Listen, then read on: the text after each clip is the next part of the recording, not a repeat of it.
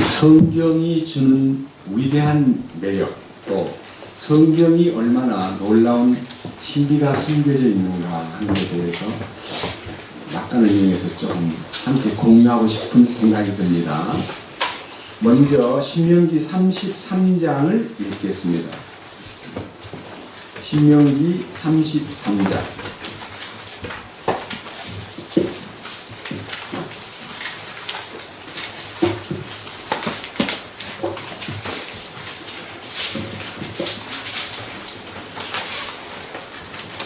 1절입니다.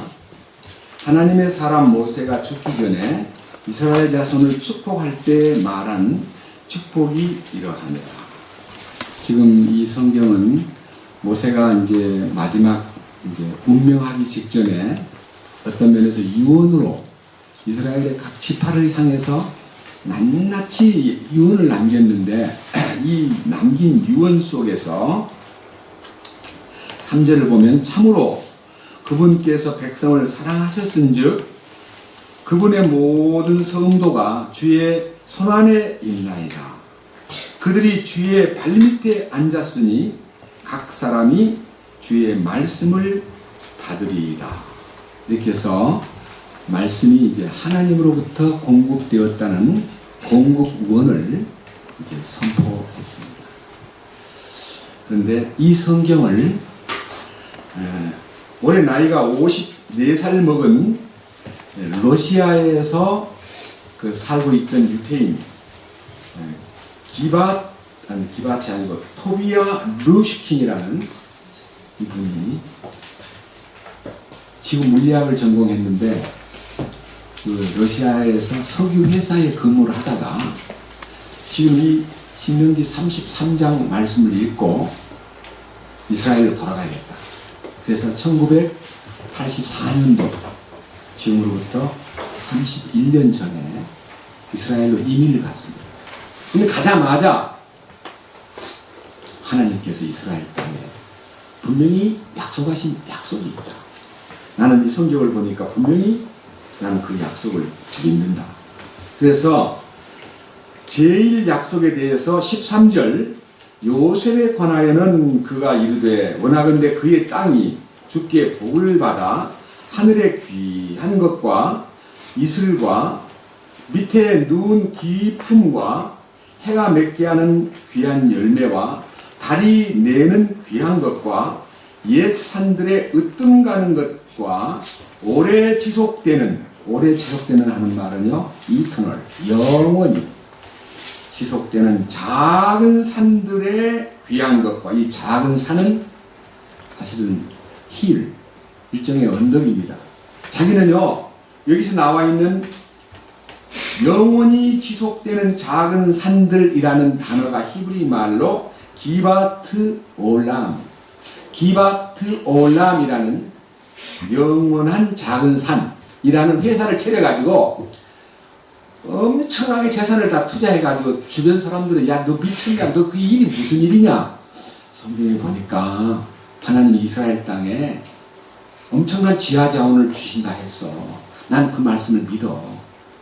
아무리 이 말을, 이 사람은 정통파 유대인인데 이 말을 믿는다고 아무리 말을 해도 다른 사람들은 전부 비웃고 바보같이 취급하는데 30년 동안 투자를 했는데요.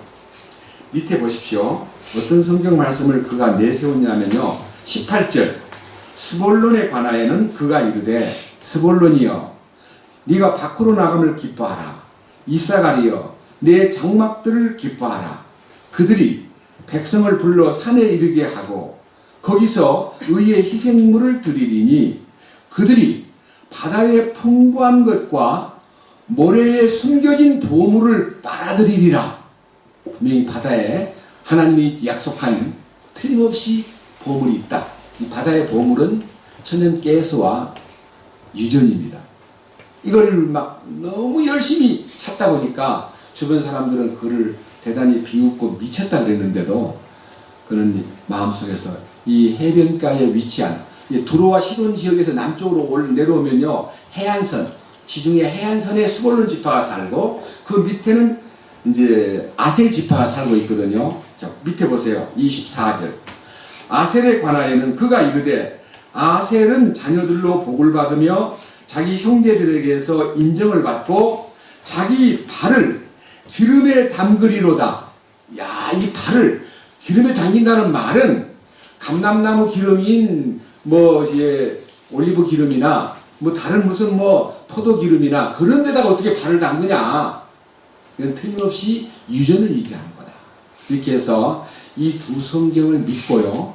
열심히 탐구했는데 원래 그가 지구 물리학을 공부한 사람이기 때문에 대단히 많은 투자를 해서 처음에는 미친 사람으로 취급받다가 2002년도에 이르러 가지고 이제 유전이 있다는 것을 발견하고 2004년도에 이르러 가지고는요 상당히 구체적으로 이제 확신을 갖고 2012년도에 발표된 내용을 보면요 어마어마한 매장량의 천연가스하고 석유가 땅속에 지중해 연안의 그 땅속에 제5 광구를 넓게 잡아가지고 혹시 여러분들이 스마트폰에 들어가서 그냥 아무 말 없이 기바트 올람이라는 것만 딱 쳐도 그 기사가 많이 실려 있습니다. 참고하시고 하나님이 이스라엘 땅에 이런 보물을 감추어 두었다가 21세기에 이르러서야 이게 이제 발굴이 되고 이것이 세상 사람들에게 커다란 다시 말하면 이스라엘도 산유국이 되었다 하는 뉴스가 실려 있습니다.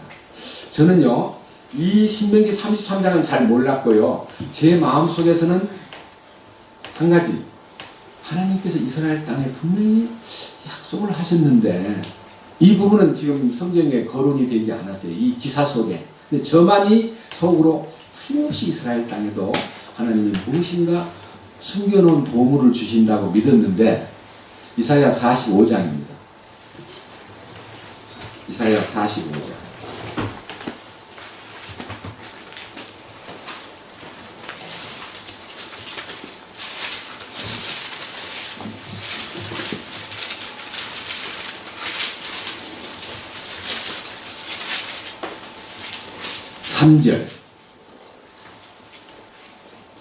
우리 함께 같이 읽어보겠습니다. 내게 어둠의 보화와 은밀한 곳에 감추어진 재물을 주어 내 이름으로 너를 부르는 나 곧 주가 이스라엘의 하나님인 줄을 네가 알게 되리라. 여기에 어둠의 보화, 은밀한 곳에 감추어진 재물을 너한테 줌으로써 역시 하나님이 우리 하나님이시구나. 이거를 알게 된다. 저는 그런 면에서 왜 20세기나 저 석유 얘기가 나와 있을 때 1900년대에 이게 발견되지 않고 21세기에 들어와 가지고 이게 발견되는 겁니다. 하나님이 이스라엘을 향한 경영의 굉장한 의미를 저는 느낍니다. 감추어놓은 어둠의 보화와 은밀한 곳에 감추어진 재물을 줌으로써 세계를 이렇게 설득력 있게 굉장한 파워. 이 나라가요 돈이 많으면 힘이 강해집니다. 돈 많은 나라가요 강대국이 되는 겁니다. 이스라엘은 지금 솔직히 말해서 우리나라 경상남북도 하고 강원도 합해 놓은 것만큼밖에 안 되는 작은 나라입니다. 그런데 그 땅에 인구는 지금 대략 한 700만 된다고 합니다. 우리가 한참 이 중동 문제를 다룰 때는 인구가 300만, 400만, 500만 그랬는데 지금은 700만 명에 육박했는데 그 중에 100만 명 넘는 사람이 바로 팔레스틴입니다. 그렇기 때문에 순수한 유태인은 600만 명밖에 되지 않습니다. 물론 이제 세계 각 나라에 미국만 해도 또 600만 명이 있으니까 굉장히 인구로 봐서는 한 1800만쯤 된다고 합니다만은 사실은 이스라엘 땅에 하나님이 어떤 경륜을 보여주신다. 그렇게 믿기 때문에 이제 우리가 할 일이 뭐냐? 오늘 여기서 우리가 할 일은 요한복음 5장에 있는 주님의 명령. 자, 한번 봅시다. 요한복음 5장. 여러분과 제가 할 일입니다. 5장 39절을 보면요. 우리가 지금 이 시대에 무엇을 해야 되는가? 마음속에서 그렇구나. 이렇게 마음에 확신을 갖게 됩니다. 요한복음 5장 39절 같이 보겠습니다. 40절까지. 성경 기록들을 탐구하라. 너희가 그것들 안에서 영원한 생명을 얻는 줄로 생각하거니와 그것들은 곧 나에 대하여 증언하는 것들이니라. 그러나 너희는 생명을 얻기 위해 내게 오기를 원치 아니하는도다. 여기에 영원한 생명을 얻기 위해 하는 이 생명이라는 단어가 이게 나타나 있는 조에라고 하는 조에. 이 조에의 생명이요, 육체의 생명이 아닙니다. 혼생명도 아닙니다. 영원한 생명입니다. 하늘에 속한 생명입니다. 그리스도 안에 있는 생명입니다. 그러니까 아까 우리가 얘기했던 유대인은요, 하나님 말씀을 가지고 땅의 보물을 찾느라고 무지무지하게 많은 고생을 하면 30년 동안 투자를 했는데, 우리는 이 39절에 성경 기록들을 탐구하라 그렇게 말씀하신 내용 가운데 그 탐구하는 내용이 뭐 들어있냐면 그 속에 나에 대하여 증언하고 있는 것, 나에 대해서, 예수님에 대해서 성경에 기록되어 있는 것을 탐구하라. 그러니까 우리는요, 땅의 보물이 아니고 하늘에 속한 보물이신 우리의 그리스도를 성경 기록들에서 찾아냅니다. 그래서 이 조회를 얻기 위해서, 우리는 땅에 속한 뭐 석유나 가스를 얻기 위해서가 아니라 하늘에 속한 생명, 또 그리스도를 얻기 위해서 이 성경 기록들을 탐구해야 될 책임이 있습니다. 탐구라는 말은요, 여러분 한번 보세요. 탐구라는 말은 그냥 보통 이게 탐구가 아니고요. 탐이라는 말은요,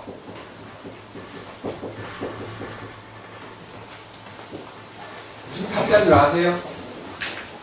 예? 탐자, 탐구한다. 연구한다는 말하고는 달라요.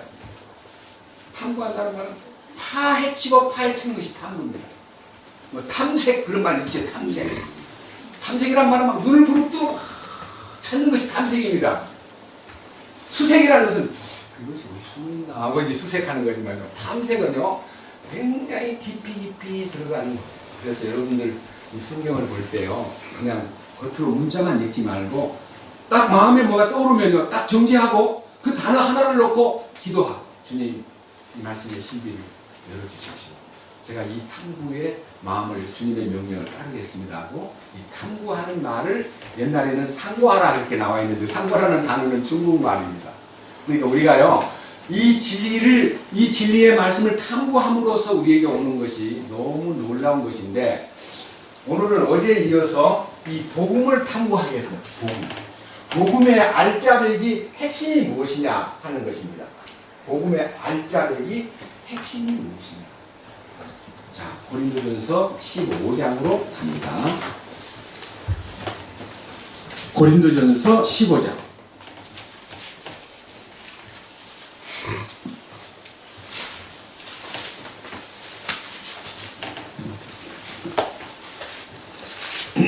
(1절입니다) 제목이 뭐라고 되어 있습니까?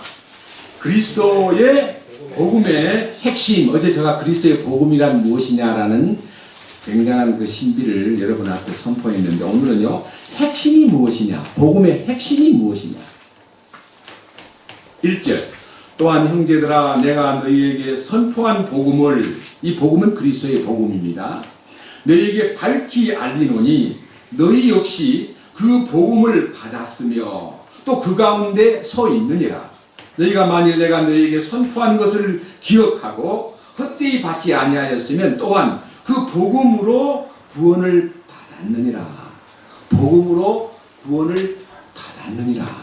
그랬는데 여기서 가장 깊은 내용 가운데요, 구원받았다 하는 이 용어가 두 가지를 겸하고 있습니다. 여러분, 구원받았다는 말을요, 죄사함 받은 것만 갖고 구원받았다는 말을 하는 것은, 이것은 50점짜리 구원입니다. 50점짜리 구원. 죄사함 받았다는 말은 죄들이 해결됐다는 뜻입니다. 근데 구원받았다는 말은 죄의 뿌리가, 죄의 뿌리입니다. 죄가 해결돼야 돼요. 지은 죄만 해결하는 게 아니라 죄의 속성 속에 들어있는 죄의 근본이 뿌리를 빼버려야 됩니다. 이 두 가지가, 첫 번째 구원은 영의 구원, 두 번째 구원은 혼의 구원. 첫 번째 구원은 죄사함으로 말미암는 구속, 용서받은 겁니다. 두 번째 구원은 죄를 짓고 있는 공작을 폐쇄시켜버리는 겁니다. 이게 완전한 구원입니다. 지금 말하는 이 구원은 완전한 구원입니다. 여러분 이사야 38장 17절 찾아가지고 같이 읽으십시오. 이사야 38장 17절.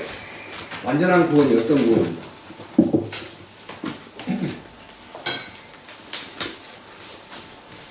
이사야 38장 17절. 같이 보겠습니다. 같은 목소리로 다 같이 보겠습니다. 보옵소서 평안을 얻으려고 내가 큰 쓰라림을 받았거니와 주께서 내 혼을 사랑하사 부패의 구덩이에서 건져내셨으니 주께서 내 모든 죄를 주의 등 뒤로 던지셨나이다. 우리는 뭐만 아냐 그러면요, 주께서 내 모든 죄를 주의 등 뒤로 던지셨나이다. 속죄만 믿었습니다. 우리는 그것을 강조하고 내 모든 죄를 주의 등 뒤로 던지셨나이다 하는데, 여기서 번역의 차이가 내 모든 죄는 단순히 죄가 아니라 내 모든 죄들을 여기에 들자를 집어넣어야 됩니다. 이거는 원 성경에 보면 sin이지 신이 아닙니다. 네?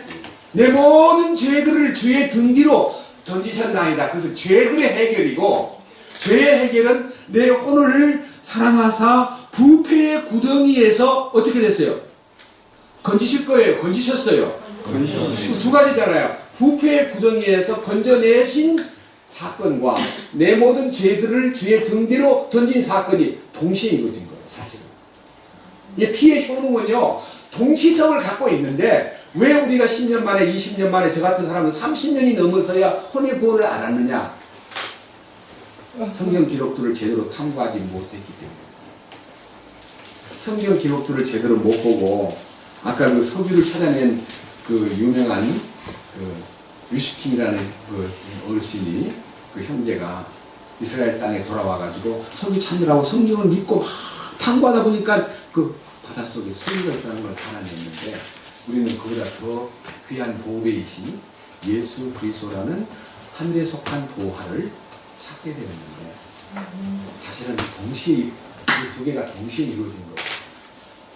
이게 완전한 부분이에요. 그러니까 이게 양면을 띄고 있는데, 양면을 봐야 되는데 한 면만 보고 그것이 전부 다 안 들어가고 죄 상함에 대한 구원만 알고 거기에 우리가 올인했기 때문에 뒤에 숨어있는 십자가를 통한 혼의 구원을 모르고 지는 거예요. 자, 혹시 레위기 17장 11절 기억합니까? 사람의 생명은 피에 있느니라, 피가 죄를 속하느니라 이렇게 나와 있죠. 그래서 피가 죄에 속한다는 얘기만 믿었지, 피가 무슨 효과를 갖고 있느냐는 걸 몰랐어요, 우리가. 레위기 17장 11절 봅시다. 피가 죄를 속하는가 혼을 속하는가 봅시다. 레위기 17장 11절.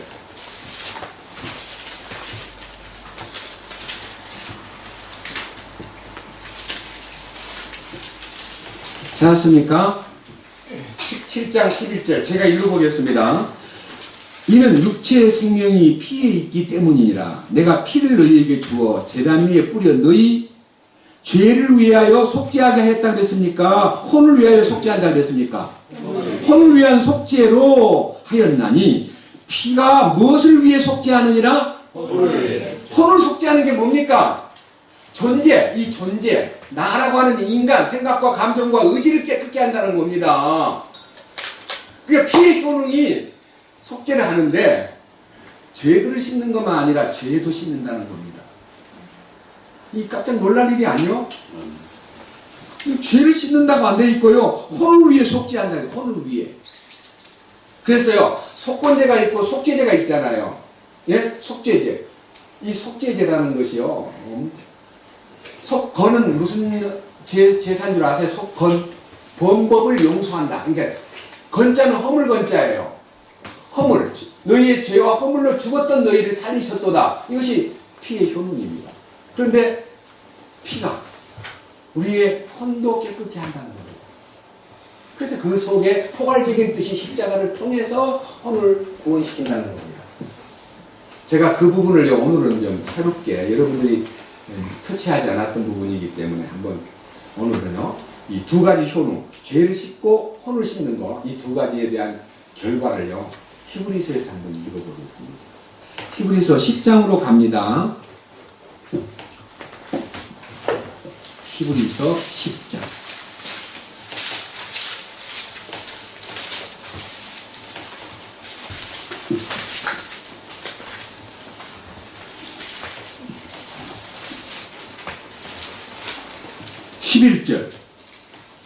히브리서 10장 11절. 제사장마다 날마다 서서 섬기며 자주 같은 희생물을 드리되 그것들은 결코 죄들을 제거하지 못하거니와. 그러니까 옛날에 구약시대 때 모세 때부터 계속 죄를 위한 희생 제물을 바쳤는데 그 제물 바친 염소나 송아지나 많은 양과 비둘기가 사람의 죄들을 근본적으로 씻지 못한다는 겁니다. 그래서 12절, 오직 이 사람은 죄들로 인해 한 희생물을 영원히 드리신 뒤에 하나님의 오른편에 앉으사 이후부터 자기 원수들이 자기 발받침이 될 때까지 기다리시느니라. 그분께서는 거룩이 구별된 자들을 단 한 번 헌물을 드림으로 영원토록 완전하게 하셨느니라. 자, 물어봅시다. 영원토록 이 피의 능력은 우리를 완전케 한다 그랬는데 우리 주변에 많은 우리들도 경험한 바대로 이 죄를 씻고 나니까 완전해졌습니까? 완전해지지 않았습니까? 완전해지지 않았어요. 왜 그렇습니까? 말씀을 탐구하고 가르치는 분들이 죄 사함에 대한 얘기만 막 강조했지, 죄들이 해결된 것만 강조했지, 죄의 뿌리가 빠진 것에 대해서는 말을 안 해줬기 때문에 자신도 모르고 배우는 우리들도 모르고 세월을 그냥 30년 40년 보낸 거예요. 그런데 놀랍게도 이제는 히브리서 9장으로 갑니다. 자, 이 부분을 다시 세부적으로 다룬 부분이 히브리서 9장 11절부터입니다. 자세히 한번 들어보십시오.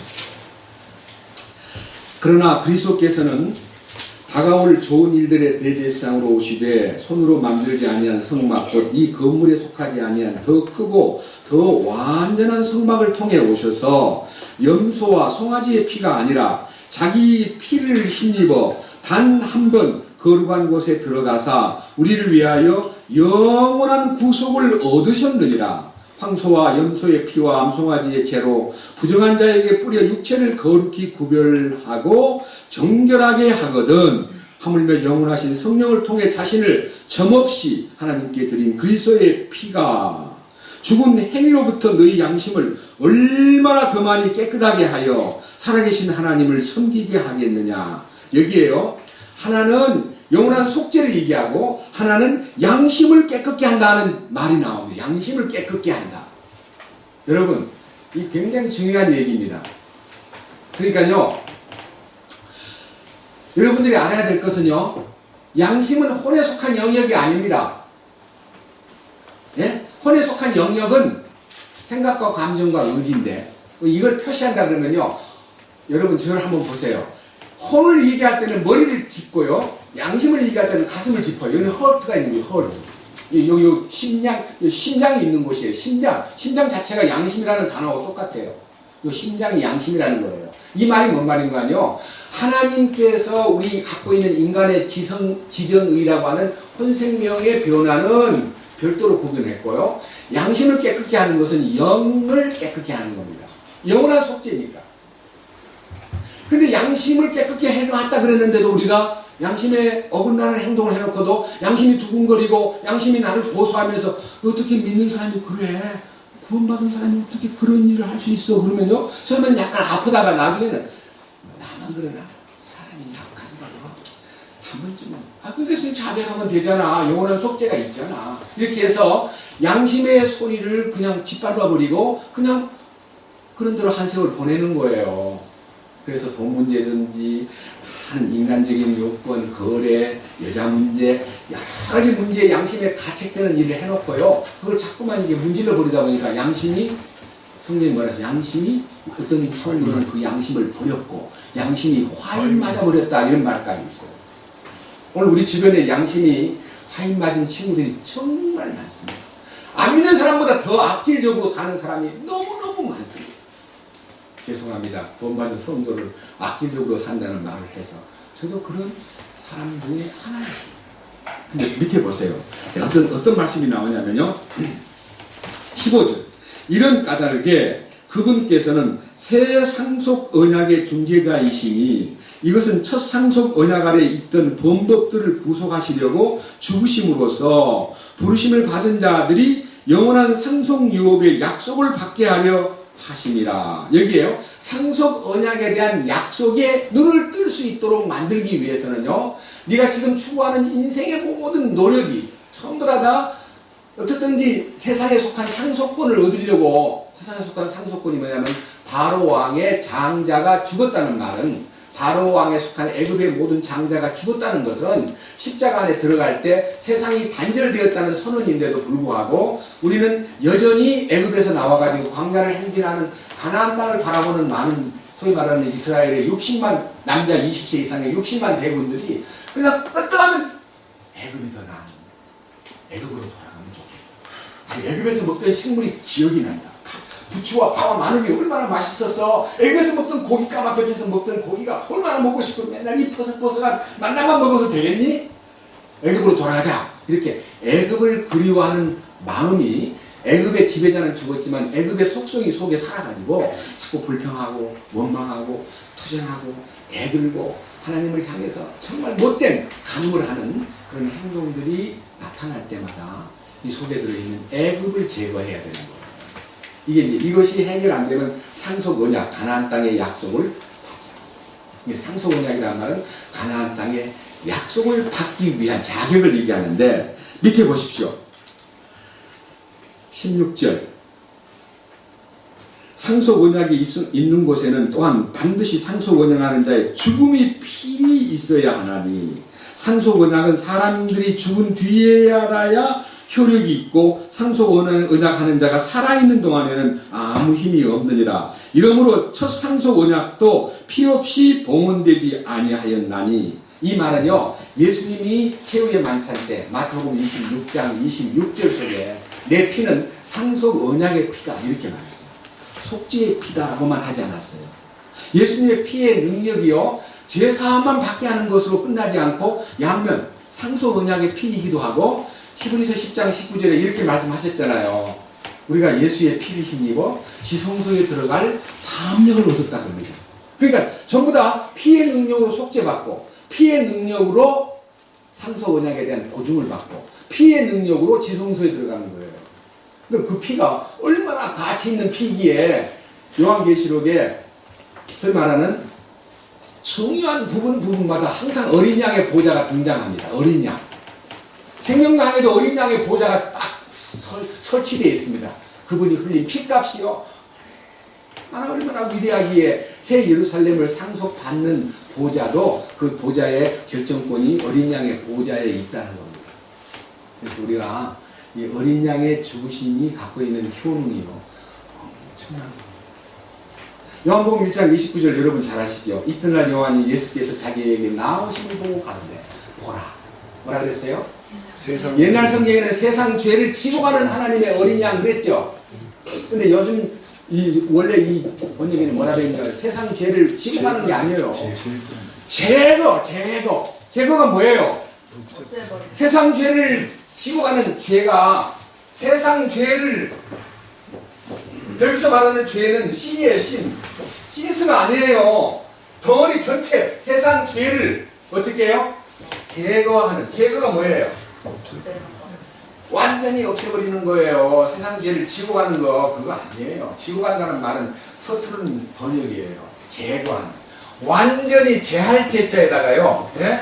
갈 것자. 완전히 그냥 없애버리는 거예요. 제거. 치워버리는 거예요. 완전히 제거해버리는 거예요. 그 피의 능력이 그만큼 위대한 피의 능력을 우리는 반쪽밖에는 속죄에 대한 용서의 기쁨 때문에, 용서받은 기쁨은 크잖아요. 그것도 기적이에요. 그 기쁨 때문에 속에 들어있는 죄성을 제거하신 것에 대해서 우리가 눈을 감고 지냈습니다. 여러분, 복음의 대부분의 구절이요, 죄라는 단어보다는 죄들이라는 단어가 더 많습니다. 한번 보세요. 이사야 1장 18절. 이사야 1장 18절.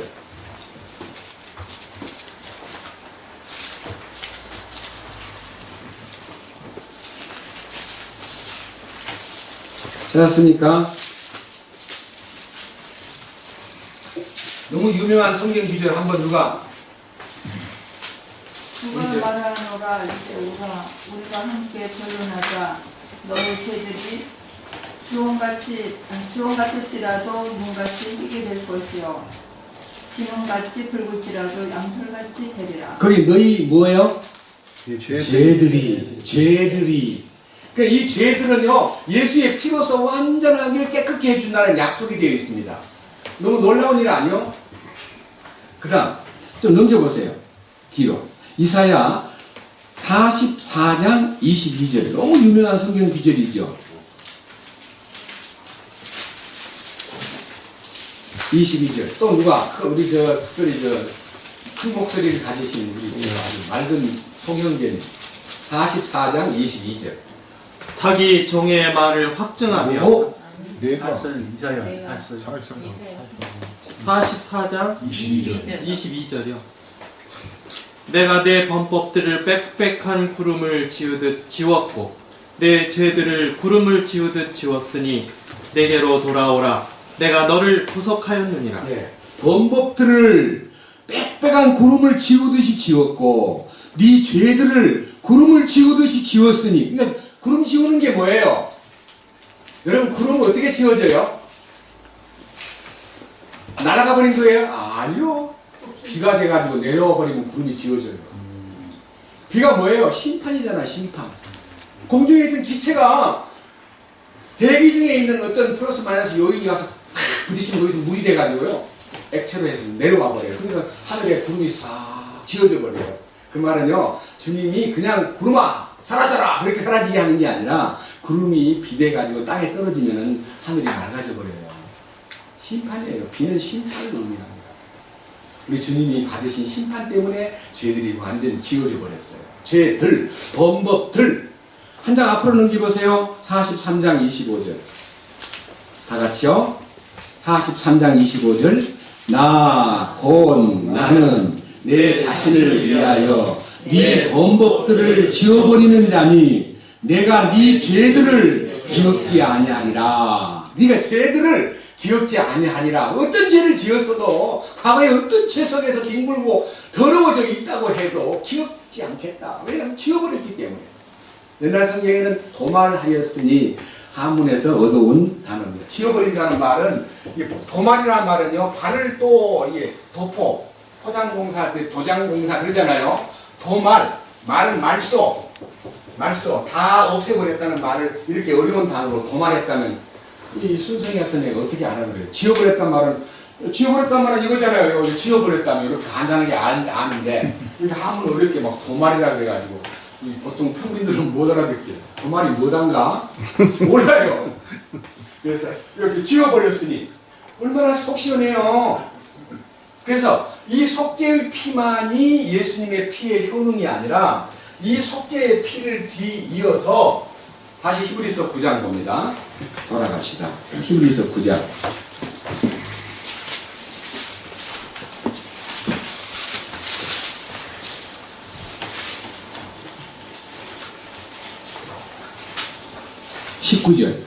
모세가 율법에 따라 온 백성에게 모든 훈계를 말한 뒤에 송아지와 염소의 피를 물과 주홍색 양털과 우슬초와 함께 취하여 그 책과 온 백성에게 뿌리며. 가만히 생각해 보세요.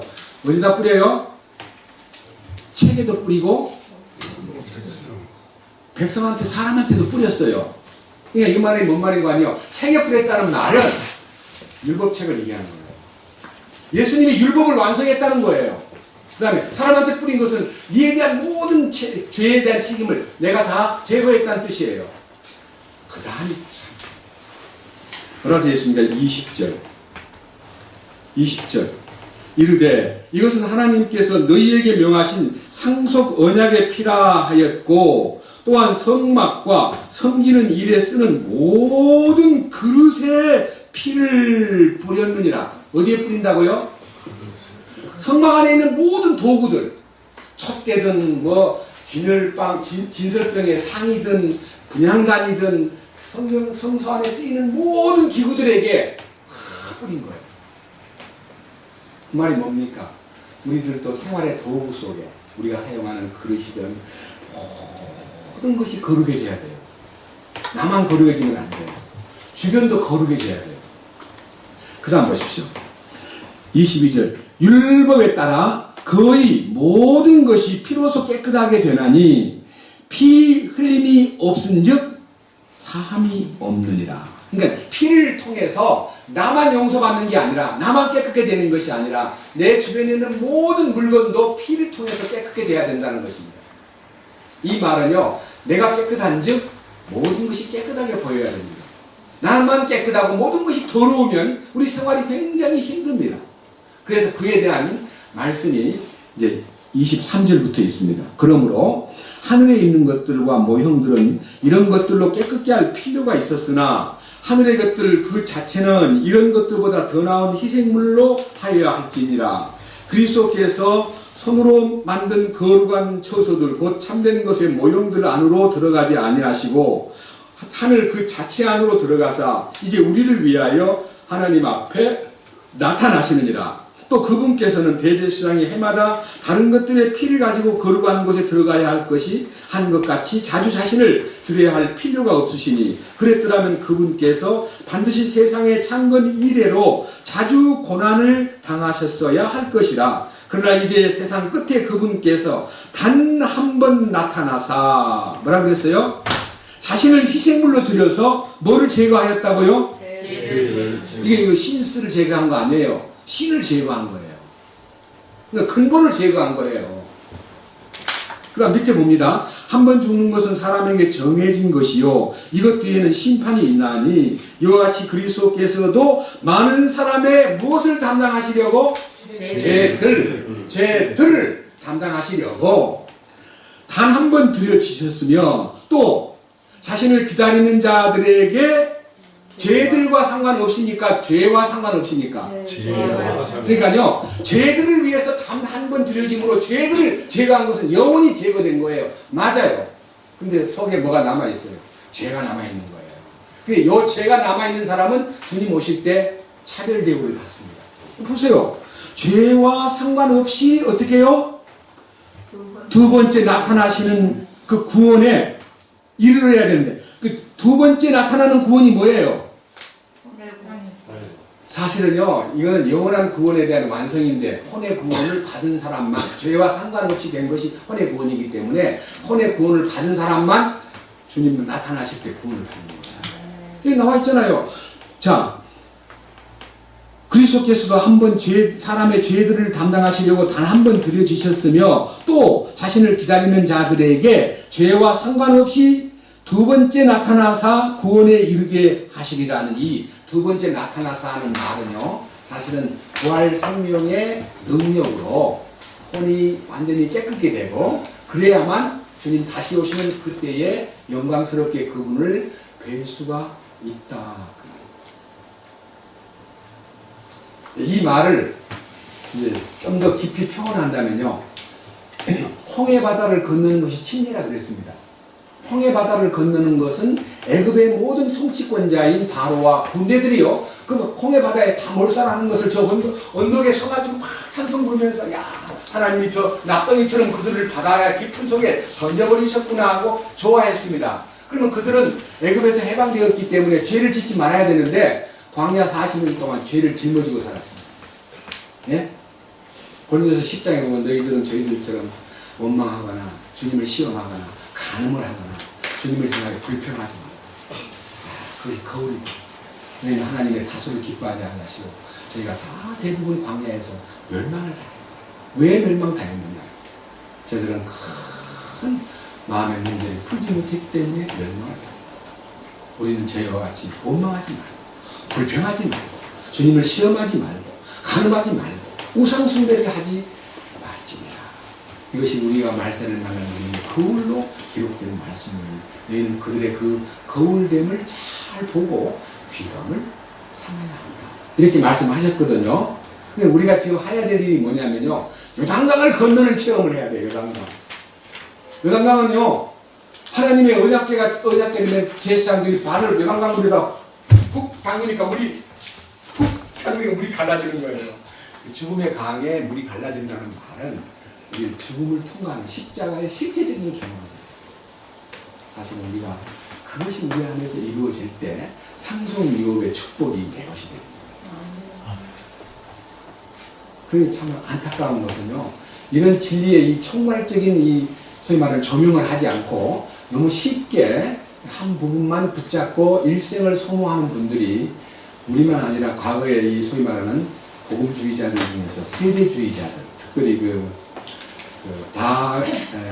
존 다비의 폐쇄주의적 사고방식, 영적 방식을 따른 사람들이 지금 대부분의 복음주의자들이고, 폐쇄주의가 아닌 개방주의, 열린 오픈파가 있습니다.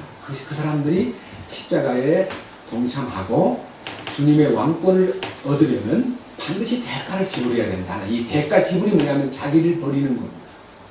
나를 내가 버려가지고 십자가 안으로 들어가는 게 아니라 십자가의 능력이 나를 끌어줄 때에 나도 모르게 나를 버리게 됩니다. 나를 먼저 버리고 십자가로 들어가는 거 아닙니다. 나를 버릴 수가 없습니다. 나는 십자가의 능력이 나를 딱 껴안아줄 때에 나를 내게 속한 모든 것이 저절로 떠나요. 자, 거지가 썩은 사과 막 남 먹던 사과를 먹고 막 배가 고파 이렇게 먹고 있는데 어떤 사람 오더니 야 그거 버려! 그럼 내가 좋은 거 줄게. 그러니까 아무것도 보이지 않아요. 그러니까 이 사과를 더 꽉 쥡니다. 그러니까 지금 이거 안 먹으면 죽는데 왜 나를 좀 버리라 그래 하고 딱 버티고 무슨 저런 사람이 다 있나 하고 쳐다보는데 그 버리게 하려면 버리란 말 하지 말고요. 좋은 사과를 빵하고 딱 들고 와가지고 딱 내밀면 보세요. 지고 있던 썩은 사과를 받잖아요. 받음과 동시에 떨어져 버려요. 그게 버리는 거예요. 아시겠어요? 버리라! 그러면 내가 좋은 거 줄게. 그러면 안 버려. 왜? 이게 자기한테는 엄청난 양식인데 왜 나보고 버리래 이거를. 뭐 저런 미친놈이 있나. 난 죽어가고 있는데 저걸 버리라니. 못 버려요 하고 마음에서 꾹 쥐고 있는데 버리라는 명령도 말고 그냥 좋은 사과 좋은 빵을 딱 제시하면 그걸 받기 위해서 저절로 손에 있던 그 썩은 사과 놓고 탁 받는 거 아니에요. 동시성이지만요. 받음으로 버리는 것이지 버림으로 받는 거 아닙니다. 절대로 내가 버려가지고 하나님이 나한테 은혜를 주는 게 아니라 버려라 그러면 줄게가 아니에요. 받으라 그러면 버려지리라. 이게 우리의 변화입니다. 그래서 여기 나타나 있는 다시 한번 보겠습니다. 히브리서 9장 28절 이와 같이 그리스도께서도 많은 사람의 죄들을 담당하시려고 단 한 번 들여지셨으며 또 자신을 기다리는 자들에게 죄와 상관없이 두 번째 나타나서 구원에 이르게 하시리라. 이렇게 말씀하셨습니다. 그래서요, 죄와 상관없이 주님을 기다리는 사람이 되려면요, 혼의 변화를 가져와야만 죄의 뿌리가 빠지고 죄로부터 해방이 되는 거예요. 다 같이 로마서 6장을 보겠습니다. 보아도 또 보고 싶은 성경 중에 하나입니다. 로마서 6장 6절 우리가 이것을 알거니와 우리의 옛사람이 그분과 함께 십자가에 못 박힌 것은 죄의 몸을 멸하여 이제부터는 우리가 죄를 섬기지 아니하게 하려 함이니 다 같이 읽읍시다. 7절 뭐라 그랬어요? 죽은 자는 죄로부터 해방됩니다. 죽어야 죄로부터 해방됩니다. 어떻게 죽어야 됩니까? 자살하는 말 아닙니다. 우리같이 어른들이 막 남들한테 말 안 듣는 자식한테 이 자식 뒤져라 뒤져 나가서 죽어버리라 이렇게 말하는 저주스러운 죽음이 아닙니다. 이 죽음은 주님과 함께 죽는 4절에 있는 죽음입니다. 만일 우리가 그분의 죽음과 같은 모양으로 함께 심겼으면 제가 지난번에 말씀드렸습니다. 함께 심겼다는 말은요, 네, planted together. 함께 심겼다는 말은 여러분 united with 뭔 말인지 아세요? 연합. 그래서 우리 옛날 성경에는 그리스도와 함께 연합된 사람은, 죽음에 연합된 사람은 부활에도 연합되리라. 그 연합이에요, 연합. 주님의 죽으심에 연합이 돼야 내가 그분 안으로 심겨지고 또 그분의 부활 안으로 다시 나타나는 거예요. 부활의 같은 모양으로 나타납니다. 이게 놀라운 축복이잖아요. 그래서 주님 죽으신 그 십자가에 너가 간 적이 있느냐? 너 어디 있었느냐 그때? 이 제척에서 묻는 흑인 영가의 의미가요, 신앙생활의 굉장히 깊은 부분을 요구하는 간증입니다. 밑에 또 보세요. 참 놀라운 얘기입니다. 자, 그 다음에 12절부터입니다. 그러므로 너희는 죄가 너희의 죽을 몸 안에서 군림하지 못하게 하여 몸의 정욕 안에서 죄에게 순종하지 말고, 또한 너희 지체를 불의의 도구로 죄에게 내주지 말며 오직 너희 자신을 죽은 자들로부터 살아난 자로서 하나님께 드리고 너희 지체를 의의 도구로 하나님께 드리라. 너희가 율법 아래 있지 아니하고 은혜 아래 있으므로 뭐라 그랬어요? 죄가 너희를 지배하지 못하다. 죄가 지배하지 못하는 게 뭐예요? 생각과 감정과 의지가 죄에서부터 벗어나 버렸기 때문에 나의 속에서 죄가 나를 지배하지 못하게 한다. 아까 위에 7절에는 죽은 자는 죄로부터 해방되었다. 여기 11절에는 죄가 너희를 지배하지 못한다 그랬습니다. 그 다음 17절 이거요 자세히 들어야 됩니다. 17절 뭐라고 되어 있냐, 자세히 들어보세요. 그러나 하나님 감사합니다. 너희가 죄의 종이었으나, 네 속에서 죄가 꿈틀거리고 너를 죄를 지배하는 죄의 종으로 살았으나 너희에게 전달된 교리의 그 틀에 마음으로부터 순종하고, 교리의 틀이 뭡니까? 교리의 틀 십자가잖아요. 주님이 세우신 십자가 틀에 내가 거기에 아멘 하고 순종하면 무슨 일이 벌어집니까? 18절 같이 봅시다. 이로써 죄로부터 해방되어 의의 종이 되었다. 근데 의가 속에서 가동된다 이거예요. 불의의 도구로 사용되던 내가 이제는 의가 나를 가동한다 이거예요. 의가 생산되고 의가 나를 지배하는 거예요. 이게 변하잖아요. 그래서 이 영광된 성경을 탐구하고 또 탐구하고 또 탐구하면 신비가 드러나요. 자, 고린도전서 15장 다시 봅니다. 조금 넘겨보세요. 고린도전서 15장 3절 내가 또한 받은 것을 무엇보다 먼저 너희에게 전하였노니 그것은 곧 성경 기록대로 그리스도께서 우리의 죄들로 인하여 죽으시고, 성경 기록대로 주님 죽으시고라는 이 성경 기록이요, 이거 구약에 있는 전체의 기록들 중에서 주님의 죽으심을 상징하는 기록을 말하려면 100가지가 넘어요. 100가지가.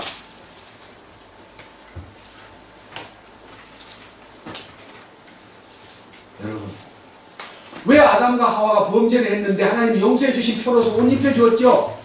가죽옷을 입혀주었죠? 그럼 거기 계속 입게 안 하고 왜 쫓아냅니까? 왜 생명나무를 못 먹게, 근방에도 못 가게 불화염검으로 지키게 하고요? 넌 나가.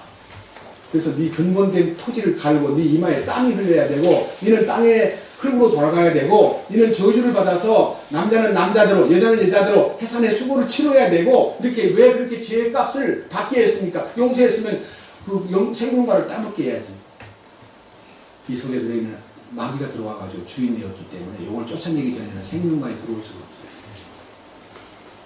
우리가 구원받은 것이 바로 아담이 가죽옷만 입고 바깥에 쫓겨나가지고 아들 둘 나눠놓고, 얘들아 내 이 가죽옷을 누가 준 줄 아니? 하나님이 이 가죽옷을 주셨어. 이런 일이 있었단다고 막 얘기하니까요, 가인은 건성건성 듣고 그랬는가 보다. 참 우리 아빠가 참 실수를 했는데 우리 엄마가 더 먼저 실수를 범했구만. 아이고 팔자는 할 수 없지. 이렇게 가인은 생각하고 있고요. 아벨은 하나님이 우리 엄마 아빠를 위해서 양을 잡았어? 하나님이 양하고 굉장히 친한가 봐. 양을 죽여가지고 우리 엄마 아버지 옷을 해줘? 하나님이 양을 잡아가지고 피를 흘린 게 무슨 뜻이 있는가 같구나. 그럼 나는 양을 많이 가져야 되겠다 해서, 그 당시에 식물만 먹던 시대예요. 노아 때까지 1000년 동안 식물만 먹던 시대입니다.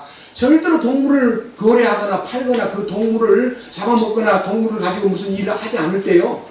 이 가인은 농사짓는 일에 몰두하고 아벨은 양 기르는 일에 몰두했습니다. 양 기르는 일이 다른 것이 아니고 하나님의 뜻이 그 양에게 있다는 것을 캐치한 거예요. 그래서 양을 잡아서 그 첫 새끼를 피와 함께 하나님께 드림으로 하나님이 그 제물을 기뻐하시고, 왜? 하나님의 방법이기 때문에. 하나님의 방법을 따르는 것이 바로 아벨의 제사입니다. 근데 가인은 자기 방법대로 한 것이기 때문에 그건 종교입니다. 하나님의 방법이 아니기 때문에 거절했습니다. 그래서 거절당한 가인은 분노에 빠지게 되고, 거절당한 가인은 동생을 죽이기에 이르릅니다. 왜? 성경에 보면 왜 동생을 죽였느냐? 자기 행위는 악하고 그 아우의 행위는 의로움이니라. 그 악하고 의로움이 뭐예요? 악한 것은 사탄에게 관련이 있고 의로움은 하나님께 관련이 있는 거예요. 그래서 가인이 동생 아벨을 죽임으로써 가인의 피값이요 저주의 피가 되고, 동생을 죽인 그 핏소리가 하나님께 들림으로써 가인은 평생을 그 핏소리를 들으면서 도망다녀야 되는 거예요. 그것이 양심의 가책과 그 가슴 속에 지워지지 않는 죄에 대한 흔적이 뇌를 울리기 때문에 뒤를 맞고 살아도 심령에 울리는 소리를 지울 수가 없기 때문에 그는 평생을 고뇌 속에서, 근심 속에서 살아야 했습니다. 그런데 여기 나타나 있는 성경대로 한번 보십시오. 기록된 성경대로 그리스도께서 우리 죄들로 인하여 죽으시고, 요게 이제 용서받는 거예요. 십자가의 피로서 주님의 죽으심의 효능이 나타나는데, 그 죽으심의 효능은 부활의 능력으로 다시 뒤집어져야 돼요. 죽음에서 생명으로 나타나는 결과가 4절이에요. 묻히셨다가 성경 기록대로 셋째 날에 다시 살아나시고, 그러니까 셋째 날에 살아나시는 것이 거듭나게 하는 효능입니다. 베드로서 1장 3절에 찬송하리로다. 우리 주 예수 그리스도의 그 많으신 긍휼대로 그리스도 예수께서 죽은 자 가운데서 부활하심으로 말미암아 우리를 거듭나게 하사 산 소망이 있게 하십니다. 거듭나지 않으면 속죄받은 것에 대한 효능이 나타나지 않아요. 이 부활과 관련이 또 있어야 되는 거예요. 이 예수 죽으심과 부활에 대한 얘기를요, 제가 지난번 수양회 때 시편 22편 혹은 69편 혹은 이사야 53장 혹은 성경의 구석구석에 있는 부분들을 조금 여러분 앞에 열거했기 때문에 성경 기록들에 대한 얘기보다는요, 예수님이 이 성경 기록들에 대한 얘기가요 얼마나 중요하다는 것을 보여주신 성경 몇 개를 보고 함께 생각해 보겠습니다. 먼저 마태복음 27장으로 갑니다. 마태복음 27장.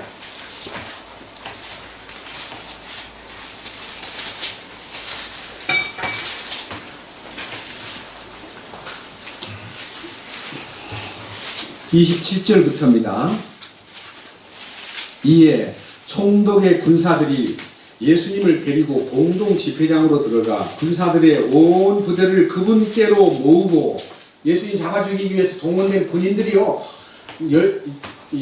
연병장에 쫙 모인대요. 그 모인 자리 앞에다가 예수님을 딱 앞세웁니다. 28절. 그분의 옷을 벗기고 주홍색 긴 옷을 그분께 입히더라. 그들이 가시나무로 관을 엮어 그분의 머리에 씌우고 갈대를 그분의 오른손에 쥐어주며 그분 앞에서 무릎을 꿇고 그분을 조롱하며 이르되 만세 유대인들의 왕이여 하고 그분께 침을 뱉으며 갈대를 빼앗아 그분의 머리를 치더라. 그들이 그분을 조롱한 뒤에 그분에게서 그 긴 옷을 벗기고 그분의 옷을 입혀 십자가에 못 박으려고 그분을 끌고 나가니라. 그다음 32절. 그들이 나아가다가 시몬이라는 이름의 구레네 사람을 만나 그에게 억지로 그분의 십자가를 지게 하고 골고다 즉 해골의 장소라는 곳에 이르렀더라. 그들이 쓸개를 섞은 식초를 그분께 주어 마시게 하였더니 그분께서 그것을 맛보시고 마시려 하지 아니하더라. 여러분, 쓸개를 탄 식초를 그분에게 마시게 하였더니 그분께서 마시지 아니하더라. 이 성경은 기록된 말씀이 시편 69편에 있습니다. 한번 이 성경 잡고 69편, 시편 69편 보겠습니다. 시편 69편.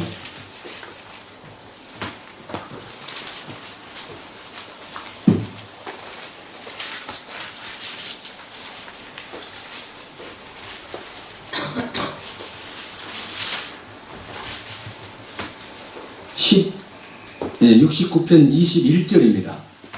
그들이 또한 쓸개죽을 나의 먹을 것으로 주며 내가 목마를 때에 내게 식초를 주어 마시게 하였나이다. 여기에 쓸개즙하고 식초를 주어서 마시게 했다는 이 얘기가요. 이것은 다윗의 시에 불과한 하나의 예수님 오시기 전 1000년 전에 한 시인의 시로 나타난 말씀인데 그것이 기록된 성경 속에 예수님을 두고 한 말이셨다 이거예요. 이거 얼마나 놀라운 얘기입니까? 쓸개는 뭔지 아세요? 진통제예요. 쓸개를 식초하고 섞어가지고 마시게 함으로써요. 예수님이 십자가에서 덜 아프게 피를 흘리고 매를 맞아가지고 막 온몸이 피투성이에다가 양손과 양발에 못을 받고 머리에는 가시 면류관을 쓰고 있는 피를 쏟고 있을 때 너무너무 목이 탈 때에 그들이 예수님에게 쓸개즙과 목마를 때 식초를 주어 마시게 하였나이다. 그랬는데 주님이 마셨어요? 안 마셨어요? 시편, 아까 시편 이 말씀을 염두에 두고요. 마태복음 27장 보겠습니다. 뭐라고 되어 있는가 봅시다. 이제는 27장 48절을 보겠습니다.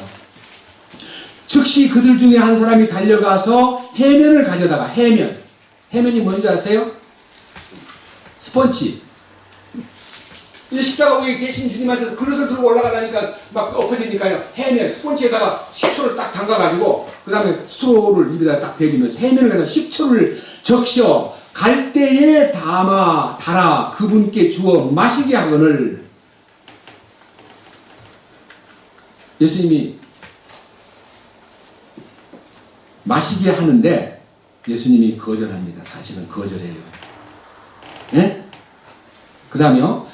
여기 예수님이 쓸개즙과 그 신포도를 마시게 하는데 주님이 전부 다 그걸 거절합니다.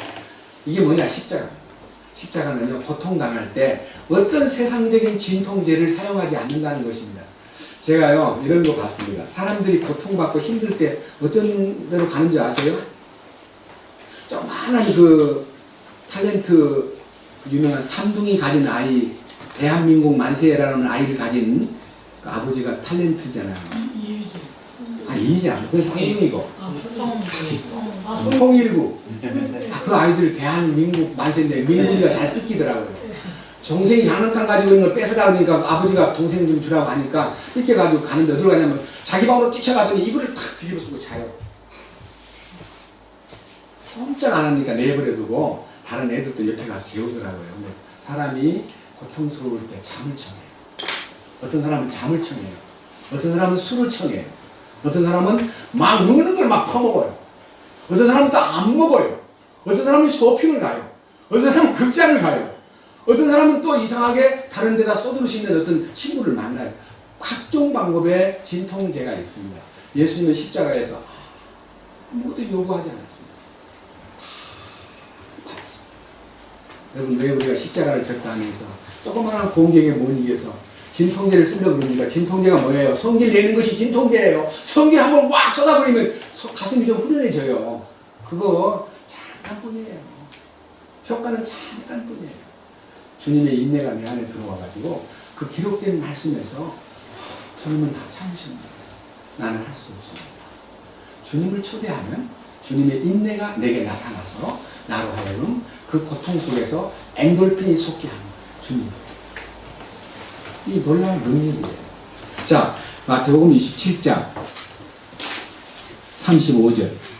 그들이 그분을 십자가에 못 박은 뒤에 그분의 옷들을 제비 뽑아 나누니 이것은 대언자를 통하여 말씀하신 바 그들이 자기들끼리 내 옷들을 나누며 내 겉옷을 놓고 제비를 뽑았나이다 하신 것을 성취하려 함이더라. 예수님의 십자가를 매달아 놓을 때 예수님 옷을 싹 벗겨버렸습니다. 예수님 속옷까지 벗겨버렸습니다. 그 당시는 팬티를 입던 시대가 아닙니다. 겉옷과 속옷을 다 벗기니까 완전히 벌거숭이를 만들어 놓고요. 그 밑에서 그 옷을 제비를 뽑고 나누어서 찢어가지고 나누어지는 장면이 시편 22편에 예언되어 있습니다. 기록이 있다. 1000년 전에 예수님 죽기 전 1000년 전에 누가 감히 그런 해안이 있고 그런 원시안이 있어가지고 예수님 죽을 때 이런 일이 일어난다는 말을 썼겠습니까? 시편 22편 이런 걸 읽으면요, 아까 석유를 뭐 찾는데 뭐 유명한 그 유스칸이라는 사람이 성경을 믿고 석유를 개발했다 그러는데 이건 그것보다 훨씬 더 놀라운 사건입니다. 네?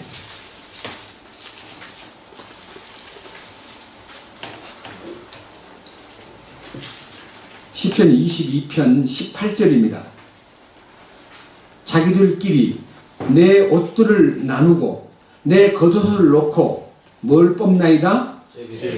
그럼 이 말이 예수님 죽으실 때 일어날 사건을 예언했는데 이 예언이 이루어졌어요? 안 이루어졌어요? 어떻게 천년 전의 얘기가 예수님이 그대로 이루어집니까? 이런 것들을요 하나하나 찾아가지고 얘기하려면 뭐 너무너무 놀라운 사건입니다.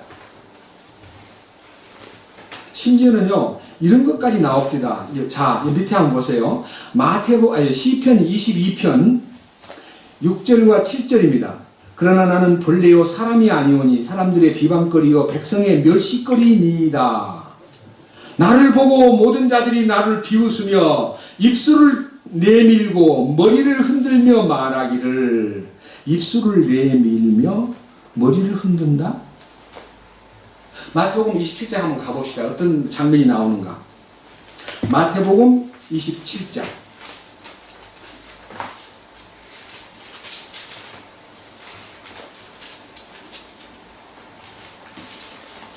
39절. 지나가던 자들은 자기 머리를 흔들고 그분을 욕하며 이르되 성전을 헐고 사흘 만에 짓는 자여 내 자신을 구원하라. 그러니까요 막 머리를 흔드는 게 뭐예요? 네? 입술을 내미는 게 뭐예요? 입술. 여러분 제일 화날 때가 어떤 줄 아세요? 도망가면서요 혀를 날름거리는 사람이 있어요. 얼마나 기분이 나빠요. 뱀같이 혀를 날름거리는 사람. 십자가 밑에서 그렇게 마가복음 보면요 혀를 막 내밀어가지고 예수님을 조롱하는 장면이 그렇게 있습니다. 어떻든 간에요 십자가에 예수님에게 나타날 아주 세밀한 민중들의 반응, 그 다음에 군인들의 태도, 그 다음에 대제사장들이 밑에서 예수님을 조롱하면서 온갖 말을 예수님한테 덮어 씌운 그 혼의 고통을 주는 얘기가요 무엇을 얘기합니까? 예수님의 몸에는 그가 찔리면 우리의 허물을 인하며 그가 상하면 우리의 죄악을 인합니다. 그가 징계를 받음으로 우리가 평화를 누리고 그가 채찍에 맞음으로 나음을 입었도다 하는 몸에 받는 고통은 속죄를 위한 것이고요. 혼에 받는 고통은 죄의 허물이라 그랬어요. 혼의 고통은 죄의 허물이라. 이사야 53장 10절 보겠습니다. 이사야 53장 10절.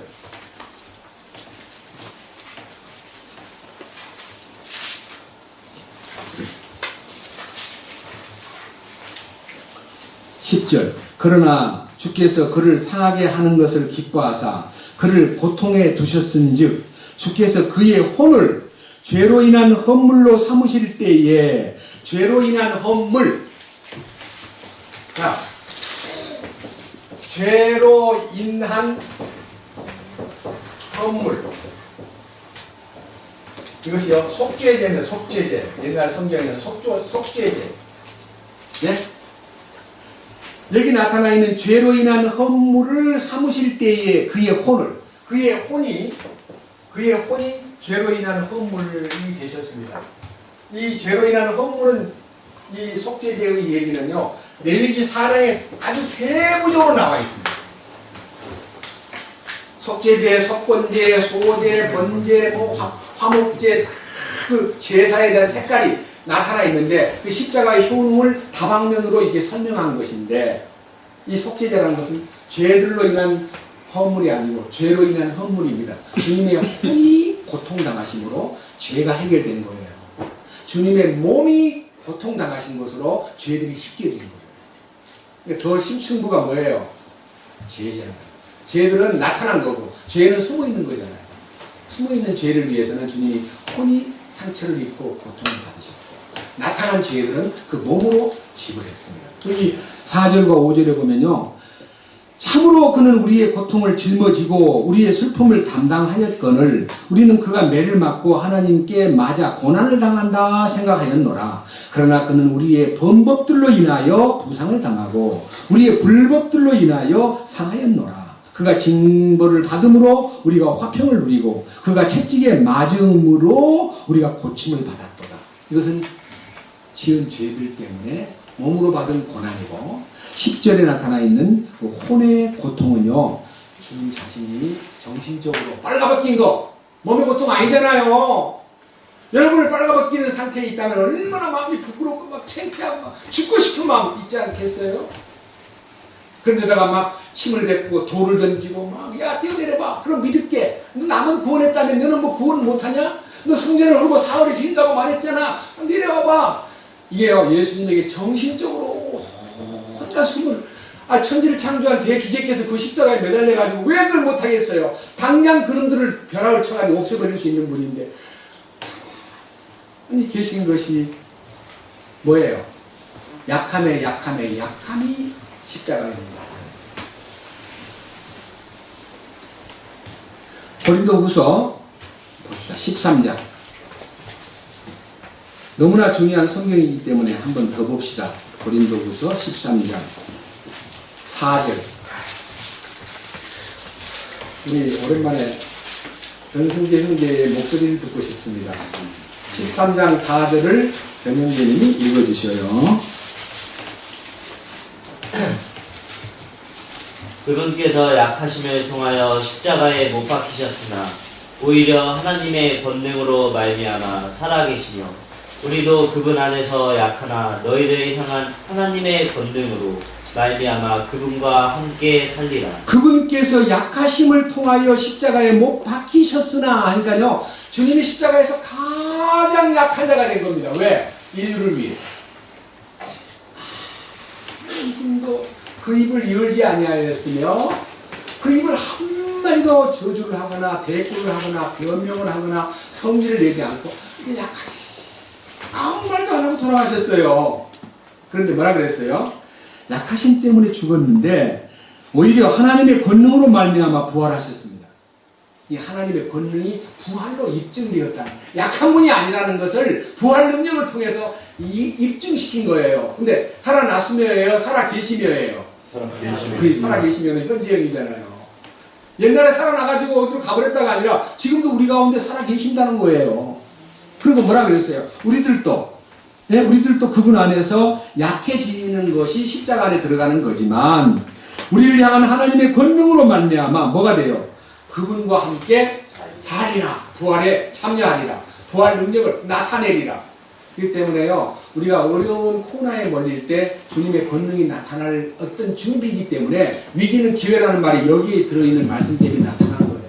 위기는 기회다. 네가 곤란을 당하고 어려움을 당할 때 주님이 나타나기 위해서 너에게 그 발판을 만들었는데 네가 나서면 주님은 사라져버려요. 자, 주님 얘기 한번 들어봅시다. 누가복음 24장. 지금 나타나는 경로를 한번 봅시다. 누가복음 24장.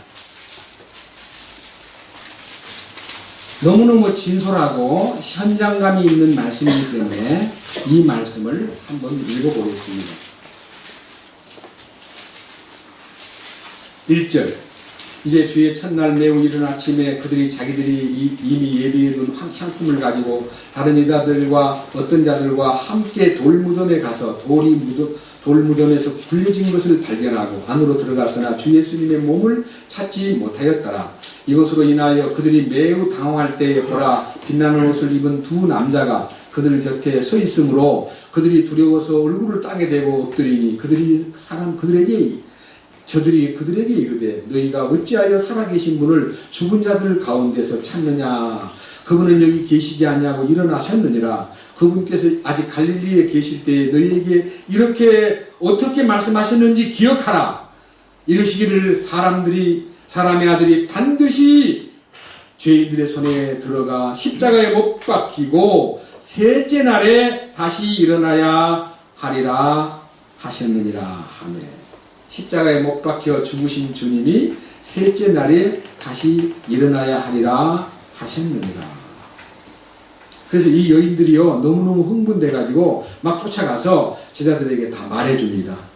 근데 그 말을 듣고도 베드로가 막 너무너무 흥분돼가지고 11절에 보면요 그 말을 들은 제자들은 저희 말을 근거 없는 이야기로 보고 저들을 믿지 않고 확인해 보기 위해서 베드로가 무덤에 가서 구부리고 무덤에 들어가 보니까 예수님이 안 계시고 세마파만 남아있는 걸 보고요 약간 놀라면서 어쩔 줄 모르는 것만 고개만 깨어뚱하고 그 다음 24장 13절에 예루살렘에 있던 그 제자들 중에서 그 엠마오라는 마을로 가던 한 제자 글로바와 그의 친구가요 이제 터벅터벅 예수님 살아났다는 소문을 들었지만은요 낙심천만하여 예루살렘에서 엠마오로 가고 있다가 예수님이 가까이 와서 그들과 동행을 하지만 그들의 눈이 가려져서 16절 그분을 알아보지를 못했습니다.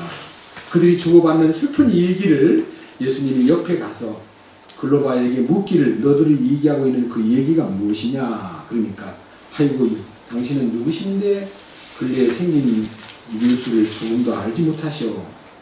근데 무슨 일이 일어났느냐 그러니까 그분에게 19절부터 나사렛 예수님에 관한 얘기를 꺼내기 시작하고 예수님이 어떤 행동을 하고 어떤 능력을 발휘하던 분이었는데 수제사장들과 많은 정치가들이 그분을 십자가에 못 박아 죽였느니라. 그런데 오늘 새벽에 우리 중에 어떤 부인들이 사흘되는 날 무덤에 갔다가 예수님이 부활했다는 소식을 들었는데 그 천사들로부터 그런 얘기를 듣고 가는데 우리 중에 한 분이 가서 돌 무덤에 들어가서 그 주님 죽으신 그 자리를 보니까 시체가 없고 살아났다는 말을 들었는데 그 뉴스입니다.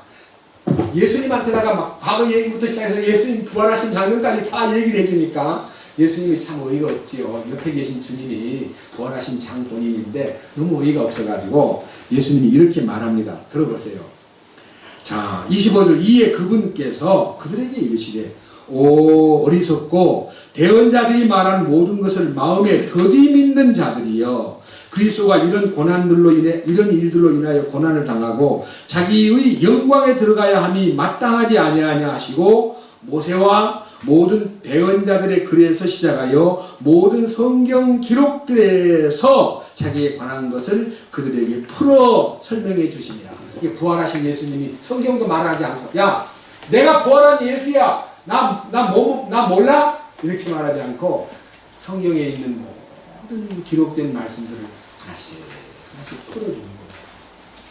그럼에도 불구하고 그들이 그분이 예수님이라는 것을 알아보지 못함으로써 그 다음 28절 그들이 가고 있던 마을이 가까이 왔을 때에 그분께서 가려는 것 같이 하시거늘 그들이 그분께 강권하여 이르되 우리와 함께 머무소서 해가 저물어 가고 낮이 많이 지났나이다 하니 그분께서 그들과 함께 묵으러 들어가십니다. 자 보세요. 같이 가다가요. 주님은 계속해서 가려고 그러는데 해가 저물어 가고 집에 가서 좀 하룻밤 묵고 가시면 어떻습니까? 가지 마시고 들어가시라고 강권할 때 주님이 따라 들어갔습니다. 그렇습니다. 우리가 주님을 초대하지 않는 주님도 그냥 가다가 동네길에 이제 만약 산거리라 그럽시다. 가는 길에서 이제 우리는 왼쪽으로 가야 되는데 예수님이 좀 가려고 그러니까 안녕히 가세요. 얘기 잘 들었습니다. 빠이. 그럼 그들은 끝까지 예수님을 초대. 자 들어갔는데 무슨 일이 벌어졌느냐. 30절 그분께서 그들과 함께 음식 앞에 앉으셨을 때에 빵을 집으사 축복하시고 떼어 그들에게 주시며 그들의 눈이 열려 그들이 그분을 알아보았으나 그분께서는 그들의 시야에서 사라지셨더라. 갑자기 사라져버린 거예요. 시야에서 사라졌다는 말은 보이지 않게 되었다는 것입니다. 그러나 그분은 사실 도망간 게 아니고 그들과 함께 빵과 더불어 그들 안으로 임하십니다. 여러분 만찬을 뗄 때요 그냥 빵 조각 하나 먹는다 생각하고 먹으면 안 되고요. 주님 내 안에 사시는 주님을 믿습니다. 제가 주님의 죽으심에 연합된 것을 확신합니다. 주님이 거룩한 산에 저를 초대해 주신 것을 감사합니다.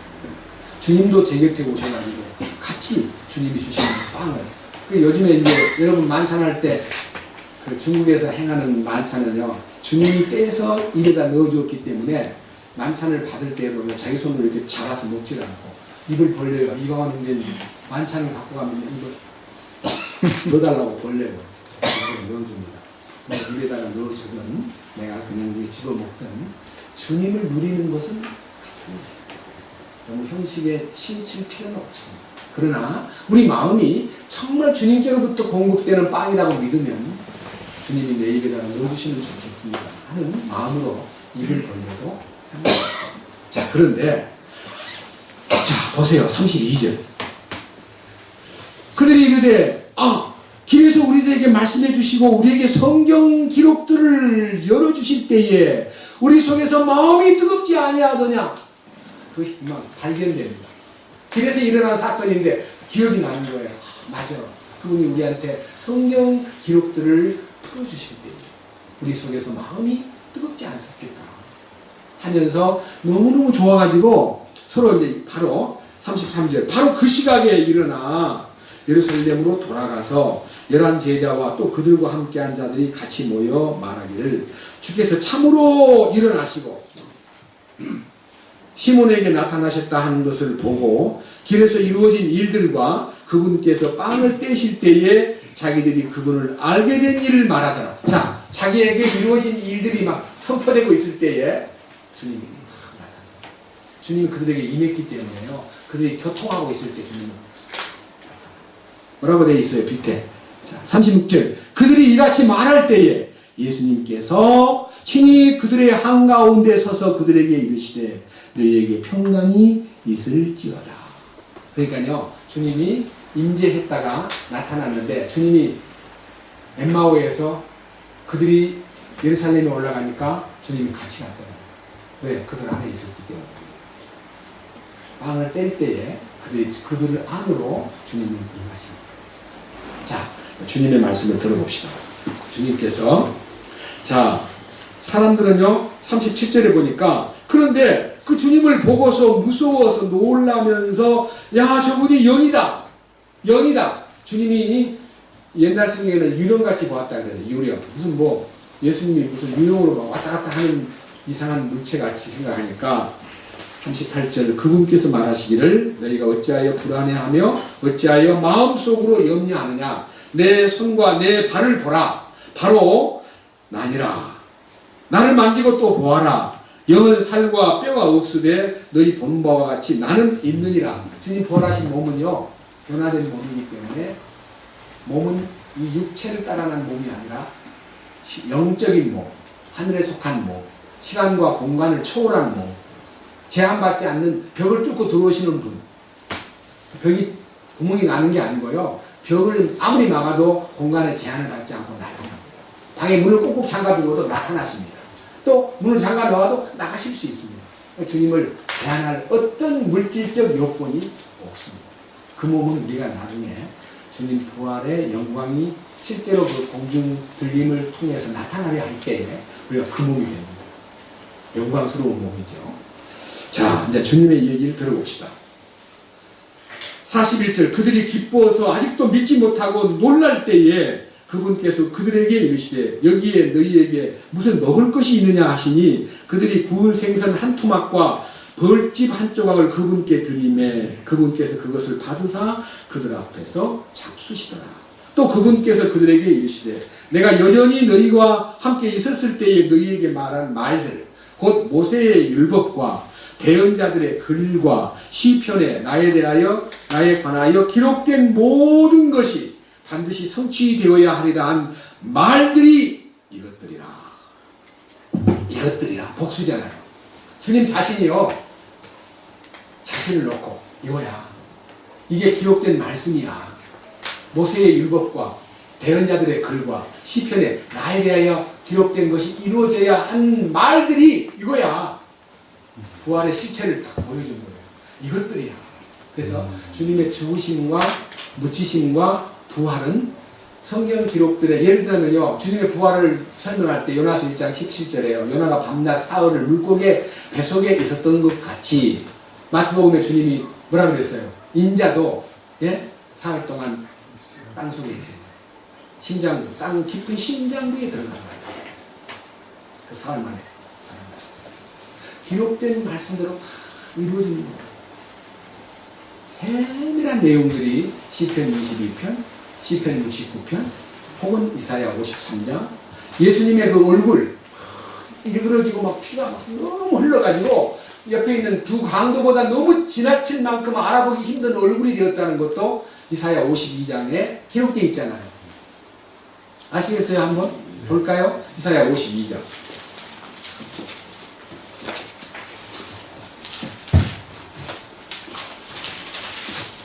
이사야 52장 14절.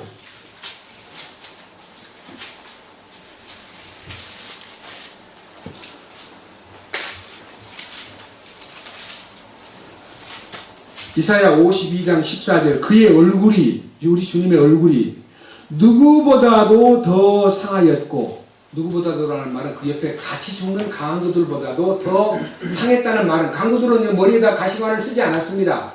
예수님만 가시관을 썼는데, 저는 가시관의 이름이 샤밀이에요. 샤밀. 탱자보다 강한 그 가시가 나와 있는데, 또아리를 치는 가시나무가 있어요. 그냥 가시를 엮어가지고 모자를 씌운 게 아니고요. 그 샤밀이라는 이스라엘 땅의 그 나무는요, 동그랗게 그 가시가 이게 동그랗게 이 관을 만들어요. 그 주님 씌우려고 만든 꼭 가시관 같아요. 많아요. 이만한 것도 있고, 이만한 것도 있고, 이만한 것도 있고. 예수님 머리에 딱 맞으면 가시가 나한테 안 찌르잖아요. 안 맞는 그거를 갖다 씌우니까요, 막 가시가 파고들잖아요. 그리고 온 얼굴이 피투성이가 되었어요. 이거 보세요. 그 얼굴은 더 상한 얼굴이고, 그의 모습이 사람들의 아들들보다 더 상하였으므로 많은 사람들이 그를 보고 알아보지를 못한 거예요. 놀래가지고 막 입을 쩍쩍 벌린 거예요. 예수님이 너무 피투성이가 되어 있기 때문에. 그런데 그분이 이처럼 그가 많은 민족들에게 뿌릴 터인즉 왕들이 그로 말미암아 자기 입을 다물리니 이는 그들이 자기 지금까지 전에 듣지 못했던 것을 보며 지금까지 듣지 못한 것을 깊이 생각할 것이기 때문이라 하는 말은요, 세상의 모든 민족들이나 세상의 모든 통치자들이 그 예수님이 어떤 분인가를 시편 2편에 기록된 말씀이 이루어질 때에, 열방을 향하여 통치권자로 임하실 때에 우리가 거절하고 우리가 무시한 그분이 예수님이었구나 하고 온 세상이 주님 재림하실 때 반가워 맞이합니까? 통곡하면서 맞이합니까? 지상 재림하실 때요, 온 인류가 동시에 예수님을 보게 됩니다. 그것은 세계 매스컴이 충분히 가능합니다. 근데 아무도 맨 얼굴로 보지 못하고요, 모든 민족들이 통곡하면서 그 왕을 맞이합니다. 통곡. 좋아서 맞이하는 게 아니라 큰일 났구나, 큰일 났구나, 우리가 그분을 거역했구나 하는 대성 통곡이 지구에 일어납니다. 그래서 참 이 기록된 성경 말씀 하나하나가요, 전부 예수님을 두고 한 말씀이기 때문에 아까 요한복음 5장 39절에 성경 기록들을 탐구하라 그랬습니다. 저절로 여러분들이요, 마음속으로 깊이 기도 속에서 주님, 이 말씀 속에 담겨있는 주님의 그 진리를 제가 탐구하도록 인도해 주십시오 하는 갈망이 솟구쳐야 정상적인 혼의 훈련을 받게 되는 것입니다. 그 다음 다시 돌아갑니다. 고린도전서 15장 4절. 묻히셨다가 성경 기록대로 셋째 날에 다시 살아나시고, 성경 기록대로 셋째 날에 다시 살아나시고. 제가 오늘 아침에도 일찍 일어나가지고 어떤 분이 쓴 그 주님이 너는 내 아들이라 오늘날 내가 너를 낳았도다는 시편 2편 7절에 있는 말씀을요, 너무 상식적으로 기록했기 때문에 마음이 너무 아팠습니다. 시편 2편 보겠습니다. 주님의 부활을 어떻게 얘기하십니까? 시편 2편. 이건 상식에 속한 얘기가 아닙니다. 7절. 내가 칙령을 밝히 보이리라. 이 칙령이라는 말은 아무한테나 칙령을 내리지 않습니다. 왕의 명령, 왕의 명이 칙령이라고 합니다. 왕의 명이 칙령인데 그 칙령 속에 주께서 내게 이르시되 너는 내 아들이라 이날 내가 너를 낳았도다 내게 구하라. 근데 여기 보세요. 너는 내 아들이라 이날 내가 너를 낳았도다는 이 말이요 주님의 부활을 가리켜서 말하고 있다는 것을 아는 사람이 얼마가 되지 않습니다. 근데 우리는 이제 알게 되었습니다. 왜? 주님에 대해 기록한 내용이기 때문에. 그분이 바로 이 편 제목이 뭡니까? 메시아의 승리와 왕국이라고 했습니다. 메시아께서 승리하심으로 사망 권세를 철폐하고 사탄의 권세를 파괴하고 죽음을 정복하고 예수님이 부활하신 그 장면을 너는 내 아들이라 이날 내가 너를 낳았다고 하는 이 말씀이 성경에 이루어진 장면이 사도행전 13장입니다. 한번 찾아봅시다. 사도행전 13장.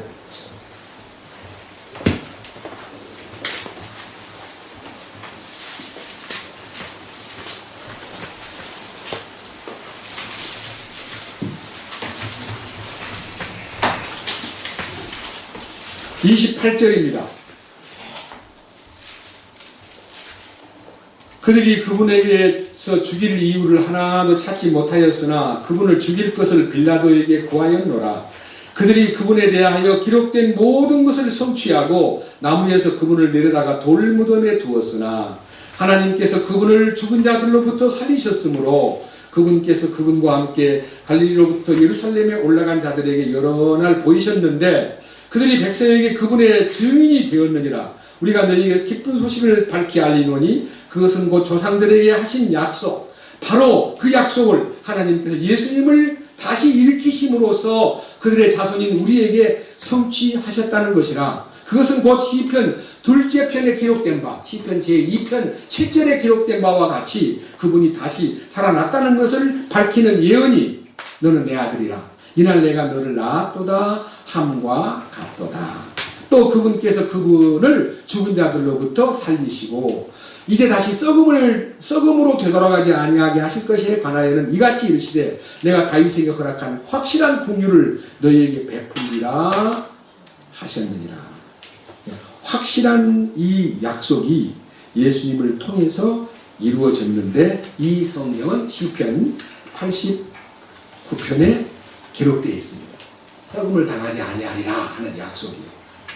그 다음에 36절 이인은 다윗은 하나님의 뜻에 따라 자기 세대를 섬기다가 잠들고 묻혀 자기 조상들에게 이르러 썩음을 보았으나 하나님께서 다시 일으키신 그분은 결코 썩음을 보지 아니하셨기 때문이니라. 그러므로 사람들아 형제들아 너희가 알 것은 곧 이 사람을 통해 죄들의 용서가 너희에게 선포되었다는 것과 또 모세의 율법으로 너희가 의롭게 되지 못하던 모든 일에서도 믿는 모든 자가 그분으로 말미암아 의롭게 되었다는 것이라. 이게 38절에 죄가 용서되었다는 내용은 속죄를 얘기하고 그분으로 말미암아 의롭게 되었다는 이 내용은 혼의 변화가 되어 의를 생산하는 의의 종이 되었다는 선언이기 때문에 혼의 구원을 얘기하는 것입니다. 십자가는 양면성이 있다는 거예요.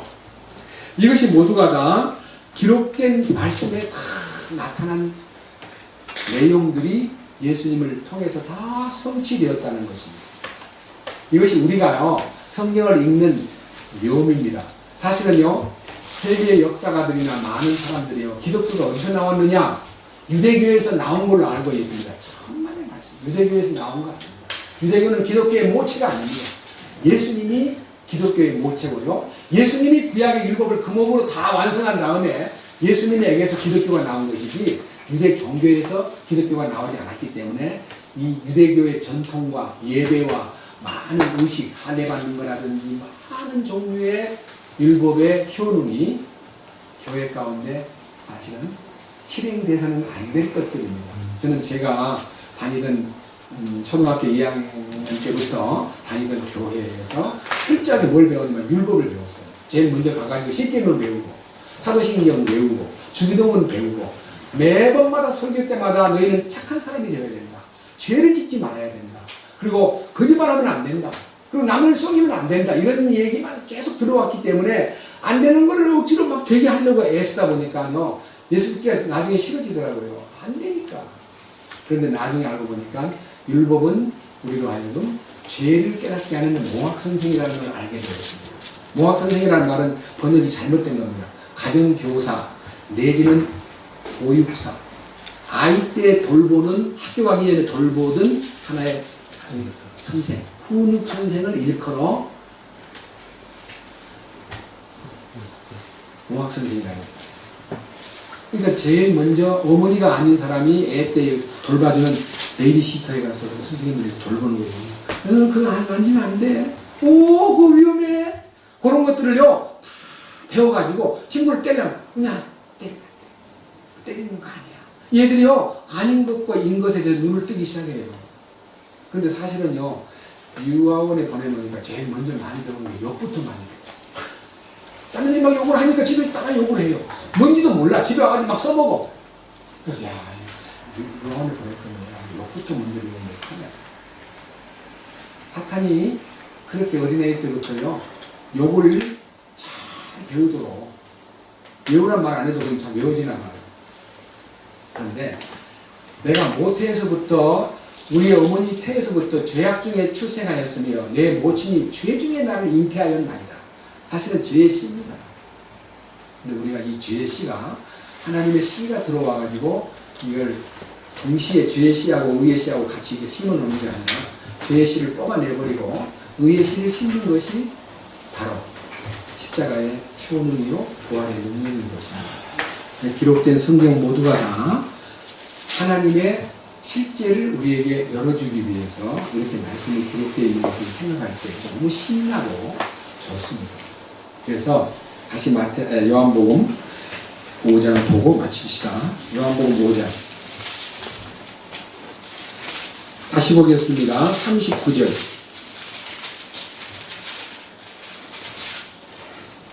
같이 읽겠습니다.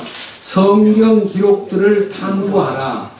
너희가 그것들 안에서 영원한 생명을 얻는 줄로 생각하거니와 그것들은 곧 나에 대하여 증언하는 것들입니다. 그러니까요, 이 성경 기록이 엄청나게 예수님의 신비를 거기다 담아놓았기 때문에 구약의 모든 것은 성경에 나타나 있는 신비의 주인공이신 예수님을 설명하는 건데, 간단하게 이제 제가 한번 읊어보겠습니다. 창세기는 예수님이 어떤 분으로 나타났습니까?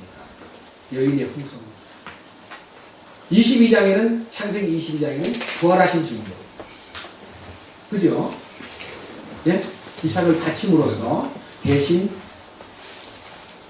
염소를 한 번 주셔가지고 이삭을 죽지 않게 함으로써 이삭은 죽은 자 가운데서 도로받은 것이라는 부활의 그리스도를 선포하는 놀라운 장면들이 나타나 있습니다. 출애굽기는 어린 양의 피 흘린 그 6월절의 양으로, 그래서 고린도전서 5장에 보면요, 6월절 어린 양이신 예수 그리스도를 어떻게 하라. 그래서 우리의 6월절 양은 예수님이다 하는 것을 알려주었습니다. 6월절 양은 죽었지만요, 부활하신 그리스도는 그를 인도하셨습니다. 그 인도를 일컬어서 저희를 따르는 신령한 반석으로부터 신령한 물을 먹었으니 그 반석은 그리스도라. 고린도전서 5장에 보면, 10장에 보면 그리스도가 반석입니다. 출애굽기 16장에 반석이신 주님이 모세에게 얻어맞아가지고 생수를 흘러내서 백성들을 마음껏 마시게 했습니다. 근데 그 반석이요, 거기에 고정되어 있질 않고, 구약에는 반석이 고정돼가지고 무리바의 반석이, 제가 지금 사진이 있거든요. 나중에 보여드릴게요. 무리바의 반석, 쪼개진 반석이 있습니다. 근데 그 반석은 생각해 보십시오. 땅에 딱 박힌 반석은 돌아다니지 못합니다. 근데 반석이 돌아다니는 거예요. 성경 고린도전서 10장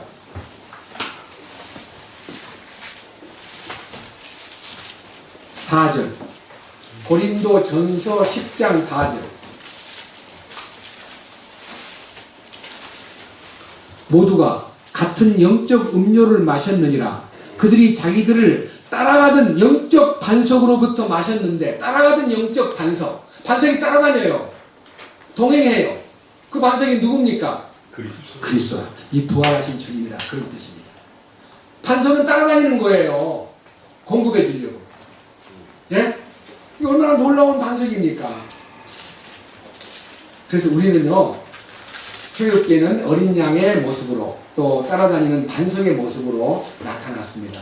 그런데요, 자, 보세요. 첫 번째 무리반물에서는 반석을 때려서 물이 나게 만들었고, 두 번째 반석은 때리면 안 됩니다. 말만 하면 됩니다.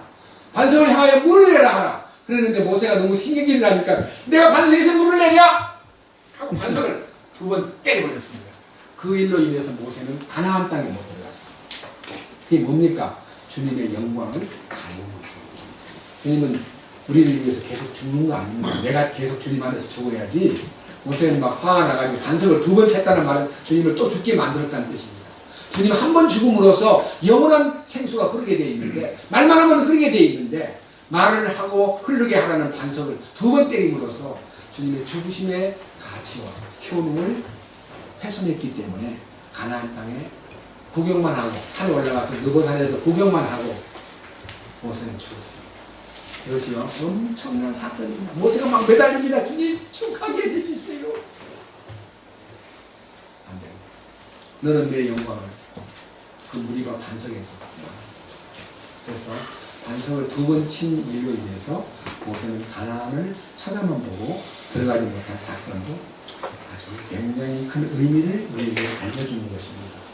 여러분, 성경 기록들을 계속 탐구하다 보면요, 그 주님의 죽으심에 대한 그 신비가, 다시 사심에 대한 엄청난 약속이요 들어있습니다. 민수기는 또 불뱀에게 물린 사람들이 노뱀을 쳐다본 적 살더라. 그 노뱀은 십자가입니다.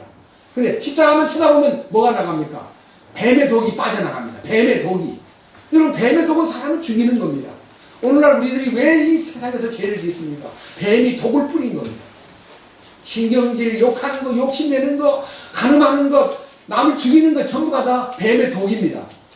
근데 장대 위에 달려있는 그 뱀은 불뱀은 아니고 모양만 뱀같이 생겼는데 전혀 독이 없는 뱀입니다. 장대 위에 높이 달려가지고 이렇게 뱀을 걸어놨어요. 이거 쳐다만 보면요, 내 속에는 뱀의 독이 빠져나갈 거예요. 그것이 제사함 받는 거 아닙니다.